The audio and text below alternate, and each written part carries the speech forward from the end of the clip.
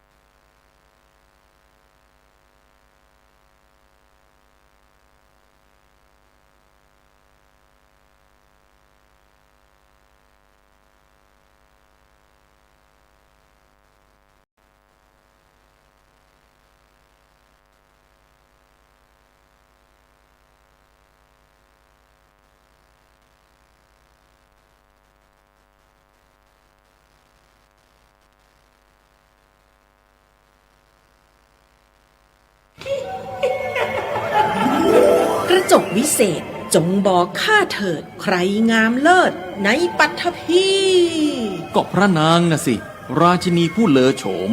ดูสิตั้งแต่ท่านพาชาวประชางดเผาป่าและขยะในครัวเรือนชาวไร่ชาวนาก็งดเผาตอสั่งข้าวฟางข้าวหันไปไถกลบทำปุ๋ยหมักแปรรูปเป็นอาหารสัตว์หรือเอาไปอัดเป็นก้อนแทนอากาศก็ดีไม่มีฝุ่น PM 2.5 คอยกวนใจหน้าตาท่านก็สดใสผิวพรรณผุดผ่องเป็นที่สุดพะยะค่ะ ต้องแบบนี้สิเจ้าพูดถูกใจข้ายิ่งนักเพราะทุกการเผานั่นคือการสะสมฝุ่นแต่ถ้าทุกคนร่วมใจกันหยุดเผาเราก็จะมีแต่อากาศบริสุทธิ์ไว้หายใจห่างไกลมะเร็งปอดสุขภาพก็ดีมันคือที่สุดแล้วราชินีจงเป็นอมตะราชินีจงเป็นอมตะข้าขอบูชาท่านพะยะค่ะไปเอาธูปมาแต่ไม่ต้องจุดแล้วนะเดี๋ยวนี้ข้าเปลี่ยนมาใช้ธูปไฟฟ้าแล้วมันจึ้งมากไม่มีฝุ่นเลย wow. คุณภาพขอความสุขความเจริญในธรรมจงมีกับบรรดาศรัทธาญาติโยมสาธุชนทุกท่านขอถวายความเคารพพระเดชพระคุณท่าน พระครูโสพลปริยัติตลอดจนถึงเปื่อนสหธรรมิกผู้สดับรับฟังรายการธรรมะรับอรุณในเจ้านี่เนาะขอสุมาลาโตดต้วยแต่เมื่อกี้อ่าพอดีมีญาติมีโยมเปิ่นมาทำบุญตามก็เข้าขันป่าตามจารีตหินห้อยบ้านเฮานี่กะตอนนี้มันใกล้สลีปีใหม่แล้วคนก็เริ่มเข้าวัดเข้าวาอันนี้ก็เป็นตีนาชื่นชมยินดีกับบรรดาพุทธศาสนิกชนวัดบ้านนอกของสถานเหมือนกับหมู่เฮาทั้งหลายถึงแม้นว่าจะมีข่าวอย่างที่มันเกิดขึ้นที่มันผ่านสื่อต่างๆนานาที่มันเป็นผลกระทบต่อความรู้สึกของพ่อแม่พี่น้องพุทธศาสนิกชนทั้งหลายแต่ว่าด้วยศรัทธาต่อพระพุทธศาสนาของบรรดาพ่อแม่พี่น้องตามบ้านนอกบ้านแต่ตามอยู่ข้างนอกปอกปังเหมือนบ้านเฮานี่ก็เนาะศรัทธามันยังมีเหมือนเดิม2569เริ่มต้นมาจะใดศรัทธามันกลับไปจะนั่นเหมือนจะนั่นอยู่นี่มันยังมีการเปลี่ยนแปลงประเตืออันนี้ก็ถือว่าเป็นบุญบารมีของพระพุทธของพระพุทธบาทศาสนาของพระสงฆ์องค์ข้าเจ้าตลอดจนถึงของบรรดาพ่อแม่พี่น้องศรัทธาญาติโยมทั้งหลายตัวนั้นก็วันนี้ก็ช่วงนี้ก็เป็นช่วงเข้าสู่หน้าแล้งละอากาศพอไปทางซ้ายก็ขมุกขมัวพอไปทางขวาก็มืดตึ๊ดมืดต่ำอีกเนาะแสบหูแสบตาแล้วก็เป็นคู่เป็นควันตัวบ่ว่าจะเป็นที่ไหนอาตมาเองก็พยายามที่จะ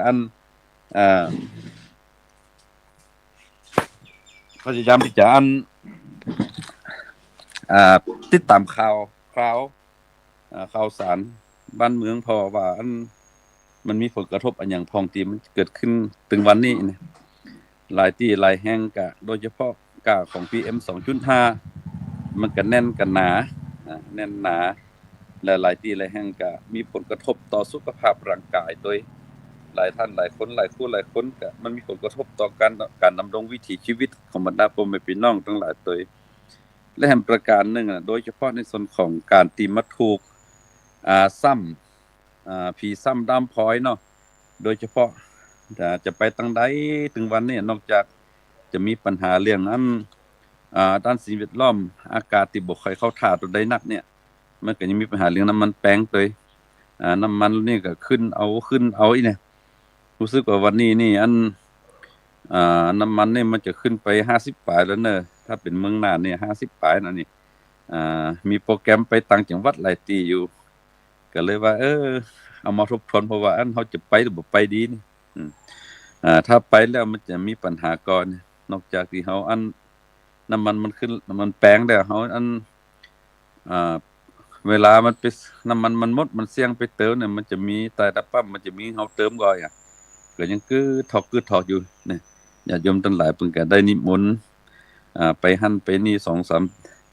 ตีเนี่ยก็เลยว่ายังคิดถอกอยู่ว่าจะไปดีหรือบ่ไปดีแต่ด้วยหัวใจที่ศรัทธาต่อการเผยแพร่พระพุทธบาทศาสนาเนี่ยจะได้ก็แล้วแต่เพราะว่าเฮาได้สมาทานแล้วว่าความทุกข์ของชาวบ้านก็คือความทุกข์ของเราปัญหาของชาวบ้านก็คือปัญหาของพระอีกเนาะก็เลยว่าจะต้องหาจังหวะหาโอกาสที่มันจะขี่คายได้คงจะได้เข้าไปหาบรรดาพ่อแม่พี่น้องที่อยู่ที่เป็นศรัทธาฮู้จักมาคุณกันที่เพิ่นได้นิมนต์มาก็จะได้ไปโปรดปรานศรัทธาเขาเหล่านั้นตัวอันนี้ก็เขาก็จะต้องทำหน้าที่ของเขาญาติโยมทั้งหลายถึงแม้นว่าภาวะวิกฤตเศรษฐกิจมันจะเกิดขึ้นแล้วก็มันจะมีปัญหาเกี่ยวกับหลายสิ่งหลายอย่างที่เกิดขึ้นเนี่ยถ้าเราตั้งมั่นในบวรพระ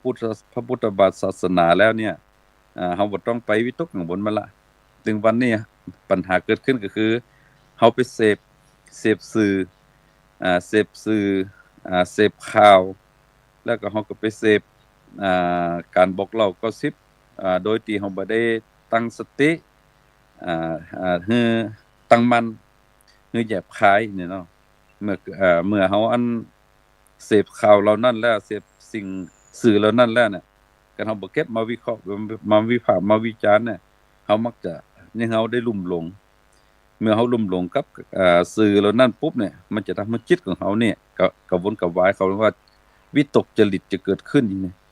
อย่างกับก็กลัวก็ย้านที่สำคัญก็ดูเหมือนว่าทุกสิ่งอย่างจะเป็นพิษเป็นภัยไปให้หมดในหลักธรรมพุทธศาสนาพุทธเจ้าบอกว่าอันนี้แหละมันเป็นตัวอวิชชาเนาะมันจะมาปิดกันจิตใจของเฮาจะให้เฮาเนี่ยถอยท้อแท้อ่อนแอกับปัญหาจะอันตามหลักธรรมพุทธศาสนาเพิ่นบอกว่าเฮาจะต้องเริ่มต้นจากศรัทธาให้ก่อนเริ่มต้นจากศรัทธาแล้วก็เมื่อเฮามีศรัทธาในสิ่งใดสิ่งหนึ่งแล้วก็จังหั้นก็เฮาก็จะต้องเข้าไปศึกษาเรียนรู้กับสิ่งเหล่านั้นเหมือนเฮาศรัทธาต่อพระพุทธศาสนาเฮาก็ต้องนอกจากเฮาศรัทธาแล้วเฮาจะต้องเข้าไปศึกษาเรียนรู้เครื่องไม้เครื่องมือที่เป็นธรรมะพื้นฐานในการดำรงชีวิตอยู่ร่วมกันในสังคมอย่างสงบสุขอย่างมีความสุขเนี่ยมันคืออันหยังเนี่ยอย่างน้อยๆญาติโยมทั้งหลายเฮาจะต้องเพิ่นบอกว่าเฮาจังหนึ่งเฮาจะต้องมีความอดทนเป็นเบื้องต้นเนาะอดทนแล้วเฮาจะต้องมีความเพิ่นเฮาว่ามีความ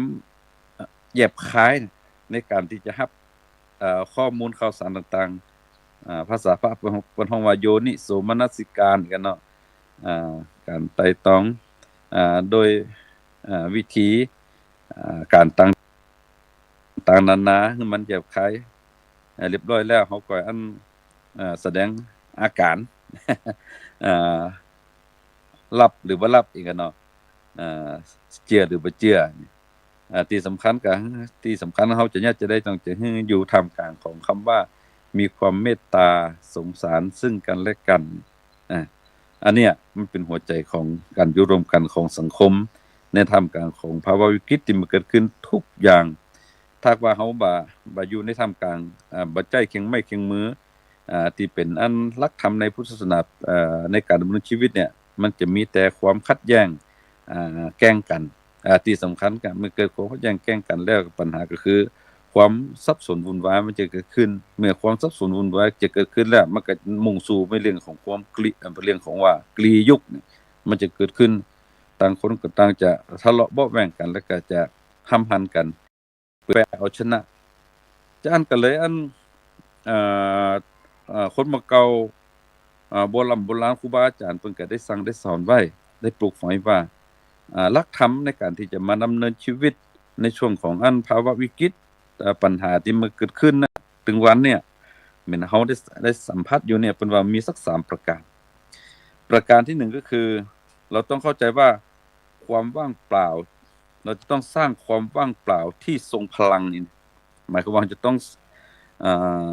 อย่างน้อยๆก็ฮู้ใจคำว่าจังมันเตอะเป็นเบื้องต้นให้ก่อนแต่เฮาบ่ได้ว่าบ่เข้าไปรับผิดชอบนะจังมันเตอะถ้าเป็นหลวงพ่อพุทธทาสเพิ่นก็จะบอกว่ามันเป็นเช่นนั้นเองนี่นะเนาะแต่เฮาก็จังมันเตอะในคำว่าการปล่อยการปล่อยวางที่ทรงพลัง2เนี่ยเฮาจะต้องสร้างการสร้างพลังภายใต้ความเห็นแก่ตัวที่ชันฉลาดนี่การสร้างพลังเพื่อให้เกิดความเห็นแก่ตัวที่ชันฉลาดอันนี้น่าสนใจเนาะและประการที่3เนี่ยพลังแห่งความเงียบอันนี้เป็นเรื่องสำคัญความว่างเปล่าที่ประการที่1ความว่างเปล่าที่ทรงพลังเนี่ยเฮาตามหลักธรรมในพุทธศาสนาเนี่ยเพิ่นก็ได้บอกว่าเฮาต้องมีความพร้อมเพราะว่าในการพร้อมในการยอมรับความไม่รู้คือจะในการยอมรับในสิ่งที่เกิดขึ้นบางเฮาอยู่เฮาบ่ได้เป็นผู้ตรัสรู้เหมือนกับพระสัมมาสัมพุทธเจ้าน่ะจะให้เฮาฮู้ทุกเรื่องทุกอย่างมันคงเป็นไปบ่ได้อาจารย์เฮาจ้องบอกว่าการยอมรับความไม่รู้คือจุดเริ่มต้นของการเรียนรู้ที่แท้จริง การยอมรับความไม่รู้คือจุดเริ่มต้นเรียนรู้ที่แท้จริงก็หมายความว่าทุกปัญหาที่เกิดขึ้นเนี่ยการเขาคิดว่ามันเป็นปัญหาเนี่ยเหมือนกับเขาไปปิดทางตันปิดทางออกของปัญหาเมื่อเขาไปปิดทางออกของปัญหาเนี่ยเหมือนเขาเอาโคลนเอาหินเอาไปกั้นน้ำมันกำลังไหลเชี่ยวนี่เนาะลองใส่พอมันอาจจะหยุดยั้งได้ชั่วครั้งชั่วคราวสุดท้ายมันก็จะพังทลายไปฉะนั้นจะอันการที่เฮาอันเนี่ยเกิดปัญหาเกิดขึ้นน่ะกันเฮาอันเอาปัญหามาเป็นปัญหาเนี่ยมันจะแก้ไขปัญหาบ่ได้เฮาจะต้องตั้งหลักว่าอันทุกปัญหาเนี่ยคือความบ่ฮู้ของเฮาเนี่ยมันเป็นจุดเริ่มต้นการเรียนรู้แท้จริงหมายความว่าเฮาจะต้องเอาปัญหามาเป็นเครื่องมือในการแสวงหาทางออกของปัญหาว่ามันเกิดขึ้นจะได้พ้องยกตัวอย่างเช่นถึงวันเนี้ยปัญหาน้ำมันแป้งเนี่ยเฮาจะต้องกลับมาทบทวนตัวเฮาตัวเฮาตัวว่าเมื่อก่อนเนี่ยก่อนหน้านั้นน่ะเมื่อน้ำมันพอเฮาเผาพอจะเติมรถไปหันไปนี้ได้เนี่ยอันหยังพองที่มันจำเป็นที่เฮาจะต้องไปที่ยุคนี้อันหยังที่หยังพองที่มันบ่จำเป็นที่จะต้องไปกันเฮาบ่ไปเนี่ยมันก็บ่เกิดหยังขึ้นแห่งประการนึงก็คืออันหยังที่เป็นเครื่องมือที่เฮาจะต้องสื่อสารกันที่บ่ให้เกิดความมันขาดตอนเนี่ยมันคืออันหยังเนี่ยเฮาจะต้องหยิบจับเอาสิ่งเหล่านี้เข้ามาใช้เมื่อเฮามาใช้ปุ๊บเนี่ยจะทำเฮาเนี่ยหันจ้องหันตางเลยยกตัวอย่างเช่นการไปประชุมสัมมนาแต่ละที่แต่ละแห่งเนี่ยเดินทางไปหันไปนี่เมื่อก่อนมันก็ไปสะดวกแต่เดี๋ยวนี้หากว่าเราจะต้องคิดว่าอันอย่างที่มันจำเป็นที่เฮาจะต้องไปพ้องกันมันบ่จำเป็นเฮาบ่ไปเฮ็ดได้ก็ก็เฮาบ่ไปสักคนนึงน่ะสิ่งที่เฮาจะไปไปคุยกันเนี่ยมันจะเป็นมรรคเป็นผลก่อนเฮาจะต้องคิดถึงตรงนี้ตัวเฮาตัดได้ก็ตัดนี่เฮาปล่อยได้ก็ปล่อยเฮาวางได้ก็วางแต่อันใดที่มันจำเป็นแต่เฮาจะต้องไป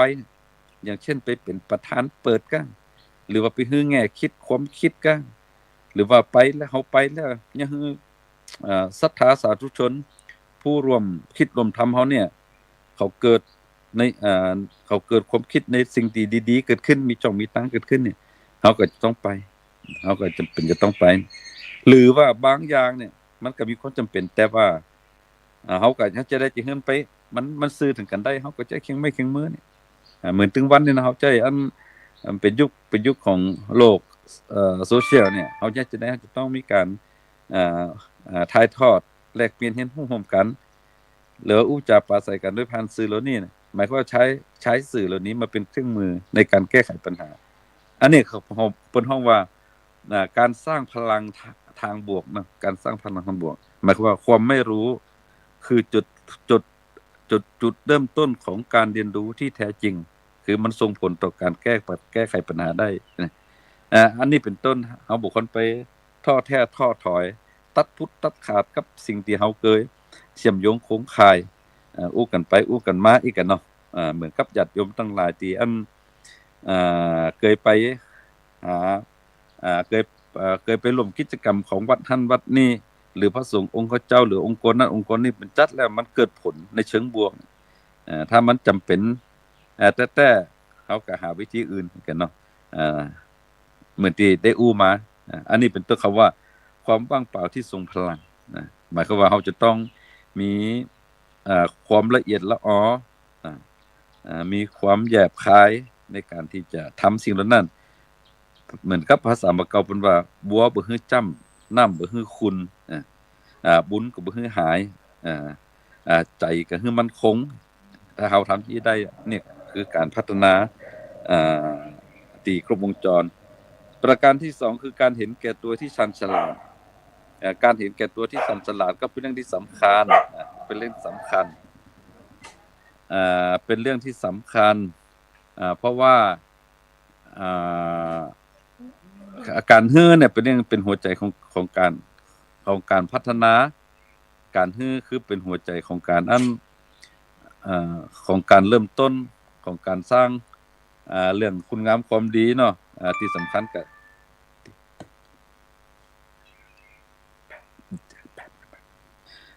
เป็นการเอ่อปูพื้นฐานในการที่จะเป็นเรื่องของความเสียสละจานแต่ว่าการเฮือโดยที่ปราศจากในเรื่องของการวางแผนการเฮือที่ปราศจากเรื่องการใช้สติปัญญาเนี่ยอันนี้เป็นเพราะว่าการเฮือแบบมอมเมาเนาะจะยากฮือคนจะฮือยากจะยากฮือผู้รับจะฮือยากฮือผู้รับน่ะเป็นเพราะว่าเป็นคนไปสร้างความเห็นแก่ตัวกับผู้รับนี่เนี่ยเพราะการฮือตีอันแบบการมอมเมาแล้วเนี่ยอาจารย์เพิ่นบอกว่าการให้ที่ชาญฉลาดก็คือการให้ที่การเห็นแก่ตัวชาญฉลาดคือการแบ่งปันที่ส่งผลการแบ่งปันแบบมีแผนเนี่ยเนาะที่ส่งผลทำให้ที่ส่งผลทำให้ผู้รับอะไรคิดต่อเหมือนพระบาทสมเด็จพระเจ้าอยู่หัวรัชกาลที่9ที่เป็นบอกว่าการสอนให้คนการที่นำปลาไปแจกกับชาวบ้านกับการที่จะนำเบ็ดไปการที่เราจะไปสอนให้เขาตกเบ็ดอันไหนจะยั่งยืนกว่ากันนี่หมายความว่าการฮื้อกะเฮาก็จะยิ้มฮื้อกันเหียสักกำสองกำแต่ว่าถ้าหากว่าเนาะต้องบอกว่าถ้าหากว่าเราจะให้เกิดความยั่งยืนได้นะหากว่าเราสอนทักษะความรู้ในการที่จะหาปลาความรู้ที่จะหาอาหารเนี่ยเป็นใจคำว่าเราจะต้องใช้วิธีการไหนถ้าหากว่าเขามีทักษะในการตกเบ็ดก็เขาก็จะมีปลากินตลอดวันหนึ่งถ้าเราไม่อยู่แล้วคนเหล่านั้นเขาก็จะมีเครื่องไม้เครื่องมือในการสมอาชีพเนี่ยฉันใดก็ฉันนั้นจะคำว่าการเห็นแก่ตัวที่ชาญฉลาดก็หมายความว่าจะทำอะไรก็แล้วแต่เราจะต้องมีแผนการจะทำอะไรก็แล้วแต่เราจะต้องอยู่บนฐานของสติปัญญาเนี่ยสุภาษิตเขาบอกว่าการดูแลตนเองให้แข็งแรงให้มีความรู้ให้มีทรัพยากรนั้นคือการเตรียมตัวเพื่อช่วยเหลือคนอื่นได้ดีขึ้นผู้ที่จะปกครองคนอื่นได้ดีจะต้องปกครองตนเองให้ดีก่อนต้องเข้าใจว่าผู้ที่จะเป็นผู้ให้ที่ดีเนี่ยจะต้องดูแลให้ผู้อื่นที่ดีเนี่ยจะต้องดูแลตัวเองให้ดีก่อนก็หมายความว่าเขาสร้างความเข้มแข็งกับตัวเขาอยากจะได้จริงให้ตัวเขาเนี่ยเป็นคนมีความพร้อมในการที่จะแบ่งปันบ่ว่าจะเป็นเรื่องของความรู้สติปัญญาคำแนะนำแม้แต่ทรัพยากรบางสิ่งบางอย่างถ้าหากว่าเนี่ยเป็นห้องว่าการให้ที่อยู่บนฐานของสติปัญญาการให้แบบชาญฉลาดนะประการที่3นะพลังแห่งความเงียบอันนี้ก็เป็นเรื่องสำคัญเหมือนกันความเงียบไม่ใช่ว่าเราไม่ตอบโต้ความเงียบไม่ใช่ว่าเราไม่พูดความเงียบหมายความว่าเราเก็บมาคิดเพื่อหาให้เกิดความแยบคายในการที่จะแสวงหาปัญหาเนาะเหมือนกับคนโบราณเพิ่นว่าคนหญิงอู้นักมักจะทำให้คนเนี่ยขาดความเชื่อถือสังคมกับความเชื่อถือเนี่ยแต่ถ้าว่าคนใดเนี่ยเป็นคนเงียบขรึมแล้วก็ใจความแยบยลในการถ่ายทอดเนี่ยอันนั้นน่ะคือเป็นเรื่องที่ยังคนเก่งใจเขาจะสังเกตเห็นว่าสังคมปัจจุบันเนี่ยมันเป็นสังคมแห่งการเสนอหน้าเนาะคนที่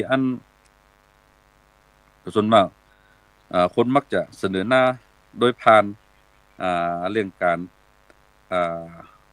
อู้กันจากันตอบกันโต้กันแว่งกันทุกกันเถียงกันนี่นะแต่ว่าสิ่งเหล่านั้นน่ะเขาจะหันความบ่ยั่งยืนตามมาและปัญหาก็จะตามมาพลังแห่งความเงียบที่อู้ถึงนี่หมายความว่าเงียบเพื่อเก็บเอาปัญหาเหล่านั้นมาคิดมาวางแผนว่าเขาจะแก้ไขปัญหานี้ได้โดยวิธีไหนยกตัวอย่างเช่นถึงวันนี้ไฟไหม้ ไฟไหม้ป่าแล้วก็ไฟไหม้ป่าแล้วก็มันก็เกิดเป็นหมอกเกิดมลพิษเนี่ยถ้าหาว่าอู้ถึงเรื่องนโยบายอู้ถึงเรื่องอ่าบาดบทกฎหมายมาใจเนี่ยส่วนใหญ่เขาจะไปโทษที่เจ้าบ้านไปจิไปเผาแน่แล้วถามว่าอันสาเหตุที่เจ้าบ้านเขาจิเขาเผาเนี่ยมันเกิดจากอะไรหยังกันเนาะมันต้องคิดจี้กันมันเกิดจากหยังทั้งที่ว่าหน่วยงานบางหน่วยงานเนี่ยหน่วยงานที่เป็นภายใต้การกำกับภายใต้นโยบายของรัฐเนี่ยถามว่ามีทุกอย่างนะมีทั้งเครื่องมือมีทั้งทรัพยากรมีสรรพสเป็นแล้วทำไมคุณต้องปล่อยปละละเลยนะเนาะจะอันเนี่ยถ้าเป็นไปได้เนี่ยก็เขาไปโทษคนนั้นโทษคนนี้ไปโทษเจ้าบ้านก็โทษใส่หน่วยงานเนี่ยมันก็ยังการแก้ไขปัญหามันบ่มีที่สิ้นสุดจะอันสิ่งหนึ่งที่เขาจะต้องช่วยกันคิดก็คือเขาจะต้องวางแผนว่าในเมื่อนโยบายแต่ละปีเมื่อเรานำเสนอมาแล้วมันไม่เกิดผลชาวบ้านก็พยายามทำอยู่ไม่เกิดผลเราเอาความคิดระหว่างนโยบายของรัฐส่วนกลางแล้วก็เอานโยบายระหว่างมาแมทกับนโยบายของชุมชนนี่ก็นะของเจ้าบ้านชุมชนนะลองพอรู้ว่าที่บางครั้งบางทีเขาเข้าใจว่าสู่เผาเนี่ยมันมีสาเหตุมาจากหยังเขาจะมีวิธีการจะได้เจ้าบ้านก็จะถามว่านโยบายสู่มีทรัพยากรมีอะไรมีบุคลากรมีอย่างเนี่ยสู่ใจจะได้แต่ถ้าว่ามานั่งอู้นั่งคุยกันแล้วนี่เข้าใจว่ามันจะเกิดผลในเชิงบวกยกตัวอย่างเช่นการสร้างแนวกันไฟเนี่ยทุกปีเขาสร้างแนวกันไฟกันมันกับยิ่งสร้างกันยิ่งไหม้ยิ่งสร้างกันยิ่งเผากันเนี่ยถ้าอย่างนั้นเรามาสร้างแนวกันใจได้ไหมเรามาสร้างแนวกันใจก่อนที่เราจะร่วมกันสร้างแนวกันไฟแนวกันใจหมายความว่าเขาจะต้องเอาใจมาบวกกันเอาใจมาเชื่อมกันที่สำคัญก็คือเขาต้องทำด้วยใจเขาบ่ได้ทำด้วย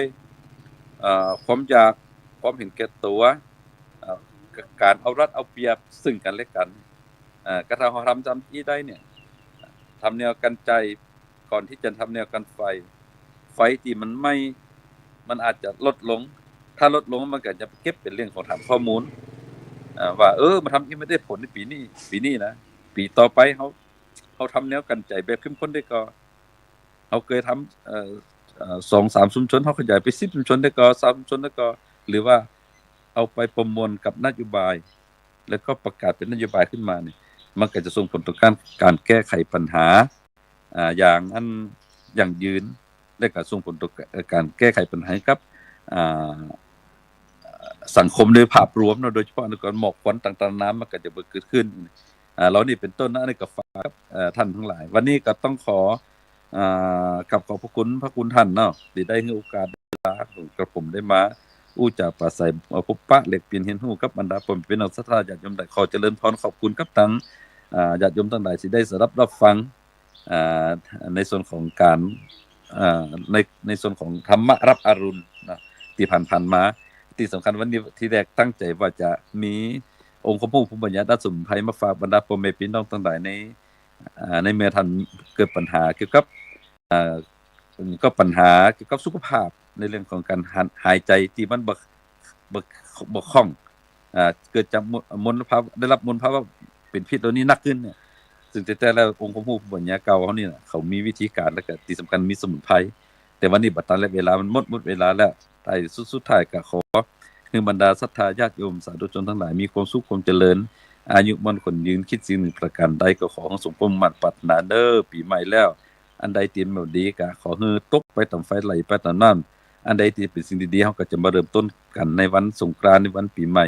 และขอสิ่งใหม่ๆที่เป็นสิ่งดีๆน่ะมาคุ้มครองปกปักรักษาท่านทั้งหลายให้มีสุขภาพร่างกายแข็งแรงทุกท่านทุกคนเทอญ